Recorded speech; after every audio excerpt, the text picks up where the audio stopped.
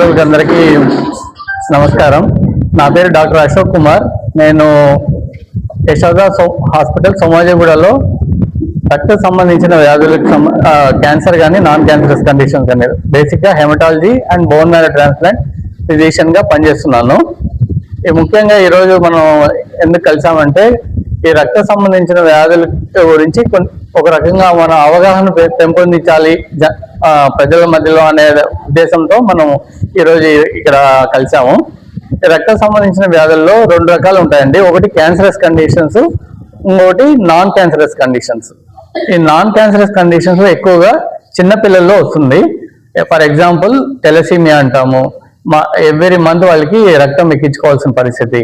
Sickle cell anaemia అంటాం, similar to ఇవన్నీ జన్యుపరంగా వచ్చే జబ్బులు. అట్లానే అప్లాస్టిక్ అనీమియా అంటాం, బోన్ మ్యారో ఫెయిల్యూర్ సిండ్రోమ్స్ అంటాం.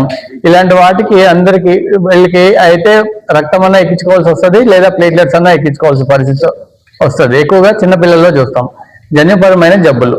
వీటికి ఓన్లీ ఒక ట్రీట్మెంట్ ఏంటంటే అండి ట్రాన్స్ప్లాంట్. బోన్ మ్యారో ట్రాన్స్ప్లాంట్ చేస్తే వాళ్ళకి 80 to 85% జబ్బు పూర్తిగా నయం అయ్యే ఛాన్స్ చాలా ఎక్కువ ఉంటుంది. అలానే కొన్ని క్యాన్సరస్ కండిషన్స్ ఉంటాయి, అవి ఎక్కువగా పెద్దవాళ్ళలో వస్తుంది. ఈ క్యాన్సరస్ కండిషన్స్ అలాగే దాంట్లో కూడా 3 రకాలు ఉంటాయి. Acute leukaemias, lymphomas and myeloma అంటాం. అక్యూట్ లుకీమియాస్ లో మళ్ళీ 2 రకాలు ఉంటాయి, AML, ALL అని. అలానే క్రానిక్ లుకీమియాస్ లో CML, CLL అంటాం. అక్యూట్ లుకీమియాస్ కి చాలా వరకు 60 to 65% క్యూర్ రేట్ ఎక్కువ ట్రాన్స్ప్లాంట్ అనేది. మనము క్యాన్సర్, బ్లడ్ క్యాన్సర్ అనే వాళ్ళకే మనకు సినిమాలో చూపించినట్టు రక్తం కక్కుని చనిపోయేది అదంతా పాత రోజులు అనమాట. ఇప్పుడు అట్లాంటిది లేదు. 60 to 70% క్యూర్ రేట్ చాలా ఎక్కువ ఉంటుంది అక్యూట్ లుకీమియాస్ లో. కానీ క్రానిక్ లుకీమియాస్ అనే వాటికి వచ్చే వాళ్ళకి క్రానిక్ లుకీమియాస్ లో just like diabetes, hyper tension, దీంట్లో మనం కంట్రోల్ చేయగలం కానీ కంప్లీట్ గా నయం చేసే పరిస్థితులు అయితే ఉండదు. అక్యూట్ లో పూర్తిగా నయం చేస్తాం, క్రానిక్ లుకీమియాస్ లో ఓన్లీ కంట్రోల్ చేస్తాం. జస్ట్ టాబ్లెట్స్, చిన్న చిన్న మందులు వేసుకుంటే లైఫ్ లాంగ్, కొన్నిటికి లైఫ్ లాంగ్ వేసుకోవాల్సి వస్తుంది, కొన్నిటికి 1 సంవత్సరం 2 సంవత్సరాలు వేసుకుంటే కంట్రోల్లోకి వస్తుంది. ఫర్ ఎగ్జాంపుల్ మనకు క్రానిక్ మైలాయిడ్ లుకీమియా అన్నారు అనుకోండి, అది ఒకప్పుడు మనం చిన్నప్పుడు మనం గీతాంజలి సినిమా చూస్తుంటాం అనమాట. అందులో నాగార్జునకి ఈ జబ్బే ఉంటుంది, CML అనే జబ్బు. అందులో దాని ట్రీట్మెంట్ అప్పట్లో లేదు కాబట్టి ఆ సినిమాలో మన ఎండింగ్ లో నాగార్జున చనిపోతాడు.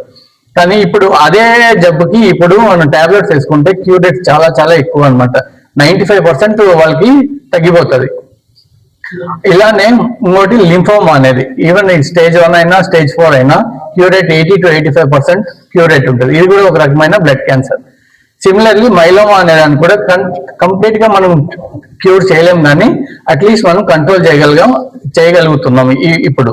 దాంతో మనకు 70 to 75% క్యూర్ రేట్ ఎక్కువ వస్తుంది.